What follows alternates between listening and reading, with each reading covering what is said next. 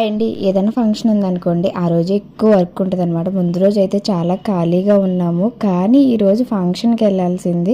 కాకపోతే 3:30 వరకు మాకు లంచ్ చేయడం అయితే అసలు కుదరలేదు. ఆ రోజే సర్వీస్లు అయితే ఎక్కువ ఉన్నాయన్నమాట. అంటే లంచ్ చేసే టైంకి వచ్చారు. సో మాకైతే వెళ్ళడం లేట్ అయిపోయింది. ఇప్పుడు టైం 3:30 అవుతుంది. ఇప్పుడు రెడీ అయ్యి మేము వెళ్తున్నాము. సో మనకి ముందు రోజు నుంచి ఫంక్షన్కి వెళ్ళాలి హడావుడి ఉంటుందా.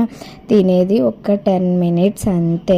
సో మేము లంచ్ చేసేసి వెంటనే వచ్చేసాము. ఎందుకంటే మళ్ళీ ఎవరొకరు క్లయింట్స్ వస్తారు కదా అన్నట్టుగాని. సో చాలా తొందరగానే వచ్చేసాము. కాకపోతే టైం దాటిన తర్వాత ఫుడ్ తినాలంటే డైజెషన్ ఈవినింగ్కి మాకు పొట్టంతా పట్టేసినట్టు అయిపోయింది. ఇప్పుడు టైం ఇంటికి అయితే వచ్చేసాను. 7:45 అవుతుంది. వచ్చిన తర్వాత అసలు బస్లోనే బ్యాగ్ జిప్ ఊడిపోయింది అనమాట.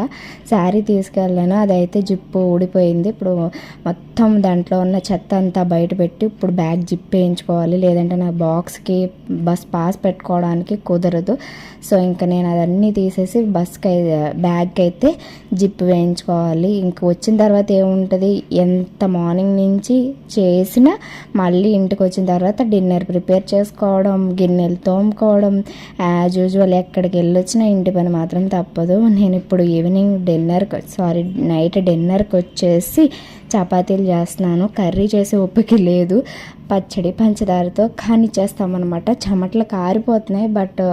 సో ఇవన్నీ చేసేసి స్టవ్ క్లీన్ చేసి స్నానం చేద్దామన్నట్టుగా ఇంకా చపాతీలు ప్రిపేర్ చేసేసి ఫ్రెష్ అయితేనే కానీ ప్రశాంతత ఉండదు. సో ఎండలు అయితే మామూలుగా లేవు. వర్షాలు పడినందుకు ఇప్పుడైతే ఎండలు బాగా ఎక్కువ కాస్తున్నాయి. చాలా జాగ్రత్తగా ఉండాలి పిల్లలు అది బయటకు రాకుండా. సో నాలాంటి వాళ్ళకి అయితే ఇంక తప్పదు. సో బయటికి వెళ్ళే సిచ్యువేషన్ అయితే ఇంక తప్పకుండా వెళ్ళాలి. కానీ పిల్లలు అయితే బయటకు వెళ్ళకపోవడమే మంచిది. సో ఇంకా ఈ నైట్ అయ్యేటప్పటికి ఈ పనులు తప్పవు. నాకు ఈ టైంలో పని చేయడం చాలా విసుగు వస్తుంది.